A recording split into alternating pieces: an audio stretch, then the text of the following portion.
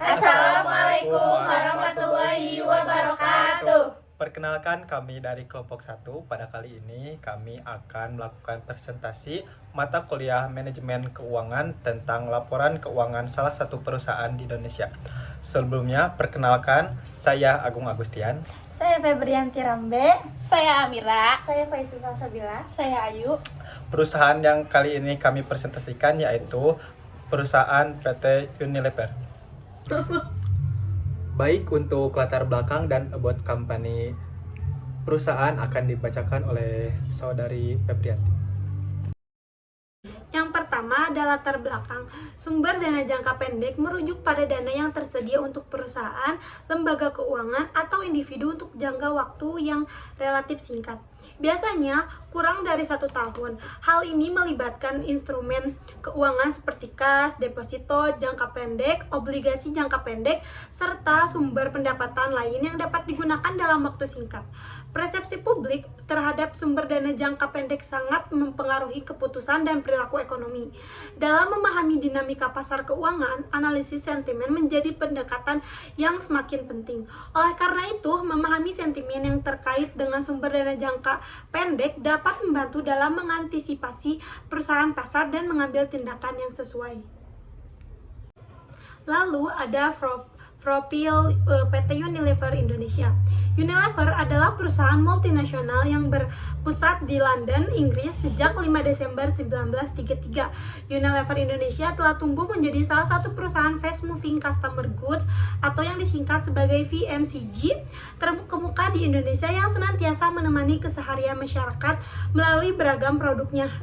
Unilever Indonesia pertama kali menawarkan sahamnya kepada publik pada 1981 dan terdaftar di Bursa Efek Indonesia sejak 11 Januari 1982. Lalu ada Presiden Direktur PT Unilever Indonesia yaitu Ibu Ira Noviarti. Beliau bergabung dengan Unilever Indonesia sejak tahun 1955. Beberapa posisi senior telah diembannya selama menjabat di Unilever, tidak hanya di Indonesia namun juga di Asia Tenggara.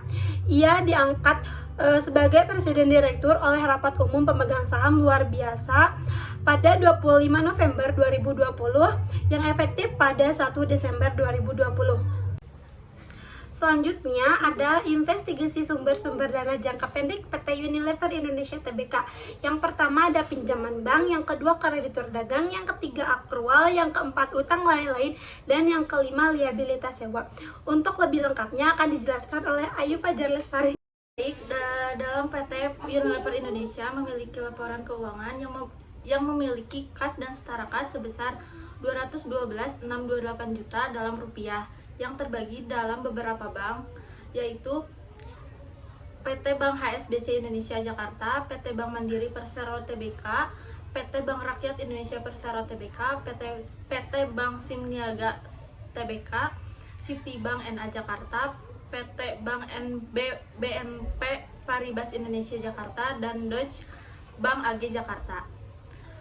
Dan dalam USD di pihak ketiga terbagi dalam bank PT Bank HSBC Indonesia Jakarta dan Citibank NA Jakarta sebesar 336 USD. Seperti yang sudah dijelaskan oleh Febrianti, PT Unilever Indonesia memiliki sumber dana jangka pendek melalui pinjaman bank. Pada tahun 2022, pinjaman bank hanya di PT Bank HSBC Indonesia sebesar 600.000 dengan jadwal pembayaran 14 Desember hingga 11 Januari dengan tingkat bunga 4,90% sebesar 600.000.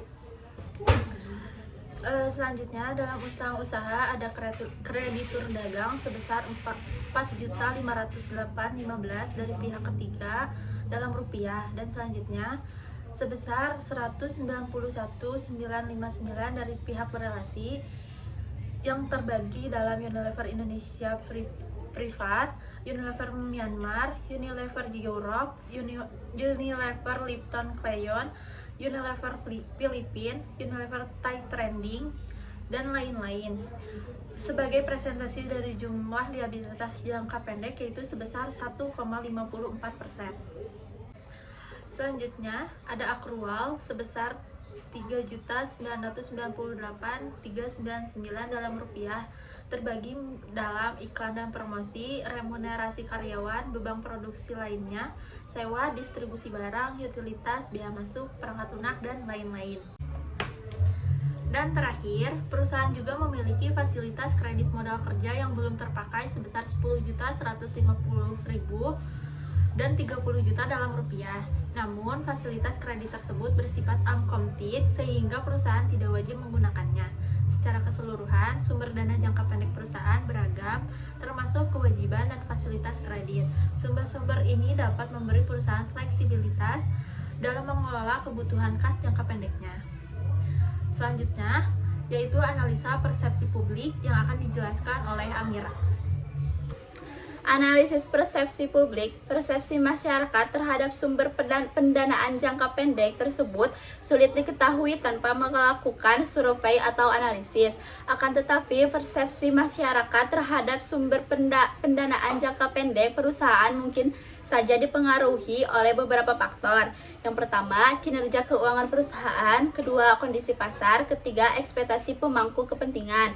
Misalnya, jika perusahaan memiliki kinerja keuangan yang kuat dan mampu mendapatkan persyaratan yang menguntungkan untuk sumber pendanaan jangka pendeknya, hal ini menimbulkan persepsi positif di kalangan masyarakat. Sebaliknya, jika perusahaan sedang kesulitan secara finansial dan harus sangat bergantung pada sumber pendanaan jangka pendek dengan syarat yang kurang menguntungkan, hal ini dapat menimbulkan persepsi negatif di kalangan masyarakat. Perusahaan telah mengambil langkah-langkah untuk mengelola resiko permodalan dan mempertahankan struktur permodalan yang optimal untuk mengurangi biaya modal. Perusahaan juga memastikan bahwa penjualan dilakukan hanya kepada pelanggan dengan riwayat kredit yang sesuai dan menjaga peringkat pelanggan berdasarkan kemampuan mereka membayar ketika saldo jatuh tempo. Selain itu, perusahaan tidak memiliki konsentrasi resiko kredit yang signifikan terkait dengan debitur perdagangan, karena perusahaan memiliki banyak pelanggan tanpa adanya pelanggan individu yang signifikan.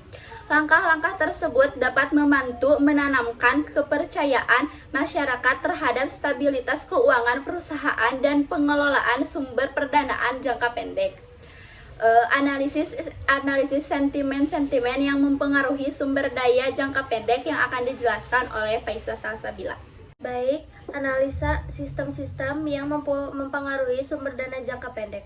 Perusahaan mempertimbangkan berbagai faktor termasuk kondisi pasar dan ekspektasi pemangku kepentingan ketika mengambil keputusan mengenai sumber pendanaan jangka pendek. Tujuan perusahaan dalam mengelola permodalan adalah untuk mempertahankan struktur permodalan yang optimal, untuk mengurangi biaya modal dan menjaga kemampuan perusahaan untuk terus bertahan agar dapat memberikan imbal hasil bagi pemegang saham dan manfaat bagi pemangku kepentingan lainnya. Untuk mempertahankan atau menyesuaikan struktur modal, perusahaan dapat menyesuaikan jumlah dividen yang dibayarkan kepada pemegang saham. Sentimen-sentimen yang mempengaruhi sumber dana jangka pendek difokuskan pada ialah menjaga stabilitas, mengurangi potensi resiko, dan lindungi nilai. Dalam hal manajemen risiko, perusahaan memastikan bahwa penjualan hanya dilakukan kepada pelanggan dengan riwayat kredit yang sesuai. Perusahaan mempertahankan peringkat pelanggan berdasarkan kemampuan mereka membayar ketika saldo jatuh tempo.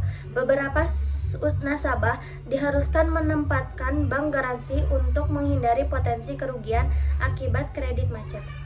Lalu kesimpulan yang akan dijelaskan oleh Agung. Baik, untuk kesimpulannya, dari laporan keuangan, perusahaan memiliki sumber dana jangka pendek yang beragam termasuk kas, pinjaman bank, kreditur dagang, aktual, utang lain-lain, dan fasilitas kredit modal kerja.